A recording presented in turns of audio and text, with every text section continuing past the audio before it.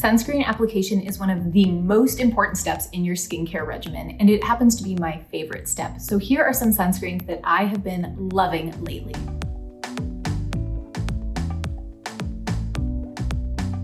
I'm Dr. Sam Ellis, and I'm a board-certified dermatologist. I'm here to help you understand your skin and find products that work for you. If that sounds good, give this video a thumbs up and subscribe. Let's get right into it. My first sunscreen recommendation has become a new holy grail for me. It is the Beauty of Joseon Relief Sun Rice and Probiotics SPF 50 PA+++++. I am truly obsessed with this sunscreen. If you follow me on Instagram, you have definitely seen me rave about this sunscreen and swatch it on my skin before, but this is just such a beautifully formulated sunscreen. The way it goes on your skin, it's sort of like a runny lotion texture, and it feels so moisturizing without being heavy at all. And then it just wears so perfectly under makeup. So to me, this is just like an amazing everyday sunscreen. The one caveat is that it is not water resistant or sweat resistant. So this would not be the sunscreen I would choose if I was swimming or doing outdoor activities where I was going to be sweating a lot. But for day-to-day use, I've been reaching for this constantly. This is a chemical sunscreen and really has a very wide variety of UVA and UVB protective filters within it. The filters it uses aren't available in the United States, and I think that's why this sunscreen is so special, is because to me it's sort of advanced, at least for the US. So that's another thing. You're not going to find this in a US drugstore, but you can buy it online, and that's where I've been purchasing it. Another sunscreen that I have been loving lately also happens to be a Korean sunscreen, is the Isntree Hyaluronic Acid Watery Sun Gel PA++++. Are we sensing a trend here? This is also a chemical sunscreen that uses a wide variety of UVA and UVB filters, some that are not FDA approved in the US and approved abroad, and some that are approved in the United States. I also think because of the filters that it uses, it does have that sort of classic sunscreen smell. It's not as intense as some sunscreens, but it's definitely noticeable. The thing I love the most about this particular sunscreen is how moisturizing it feels, but it completely dries down on the skin and leaves sort of a dewy, luminous finish. So there are a lot of products that leave a dewy finish, but then they feel kind of tacky on the skin, whereas this one completely dries down but still gives you a little bit of glow. And for some people, they're gonna love that, and some people, they won't like that. So it's just something to keep in mind about the finishes. There's a little sheen to it that I like. I also find this sunscreen to be quite soothing. It doesn't exacerbate my rosacea. I don't need to layer moisturizer with it because it is so hydrating on the skin without getting oily or sticky over the course of the day. It is not sweat resistant or water resistant, so something to keep in mind, but man, it's good. The next sunscreen that I'm going to share is another one that I've talked about a lot on my Instagram, and it happens to be an Australian sunscreen. I don't know, I'm just coming in with all of the foreign sunscreens right now, but this one is the Naked Sundays Collagen Glow SPF 50 Perfecting Priming Lotion, and this is the tinted version that I particularly enjoy. The only UV filter in here is zinc, so if you avoid chemical filters for whatever reason, this is the sunscreen to go to. Now, this is not going to be a sunscreen for everyone, and I recognize that, but I love it. So when you squeeze it out of the tube, it is super thick. It's impressively thick for how easily you can squeeze it out of the tube. And initially when you rub it in, you're thinking, oh my gosh, this is never going to rub in. But magically and quite quickly, it rubs in very well to the skin. And although it is a completely zinc-based sunscreen, it does not leave a white cast, at least on my skin tone. One thing to note about the tint on this sunscreen is that it is sort of a neutral to cool toned tint. And I really like that because I find a lot of tinted sunscreens are too orange, and by the end of the day, I'm kind of looking like an Oompa Loompa, where this one is cool toned and it actually doesn't have a lot of coverage on the skin. So I can layer my makeup on top of it, or I can wear it on its own and not worry that I'm gonna have this weird shade match issue with my neck and the rest of my body. This is also the sunscreen I've been reaching for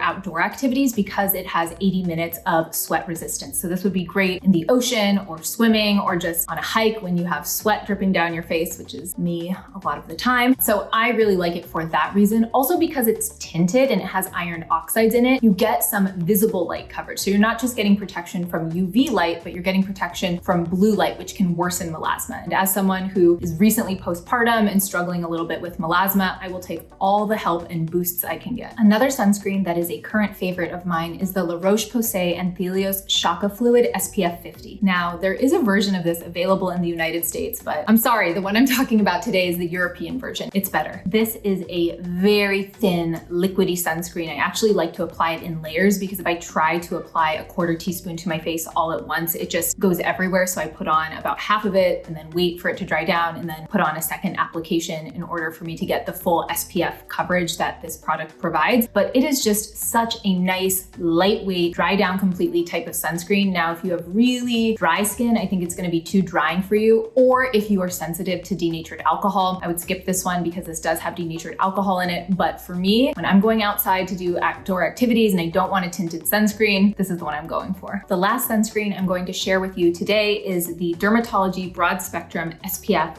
45. Now, I actually like a lot of the Dermatologist sunscreens, but this is the one I've been grabbing the most. This is a hybrid sunscreen, meaning that it has both physical and chemical UV filters, in this case, zinc oxide and octinoxate. It rubs in beautifully to the skin. There's really no white cast whatsoever, and it's quite creamy and moisturizing. I've had no issues with it irritating or exacerbating my rosacea. And if you are someone with sensitive skin and you want to try a sunscreen like this, it's kind of nice that Dermatologist offers this 60-day money-back guarantee. This makes it sound like an infomercial, but I really think that's an amazing thing to offer with your skincare products, because if you do try it and it's not for you, you haven't lost anything. So there's a little roundup of my current sunscreen faves. Of all the types of skincare, sunscreens are my favorite to test and try and recommend, because as a dermatologist, I want everyone to be able to find a sunscreen that they really enjoy. What is your favorite sunscreen? Put it in the comments below. Don't forget to like this video, subscribe to the channel, and I will see you next time.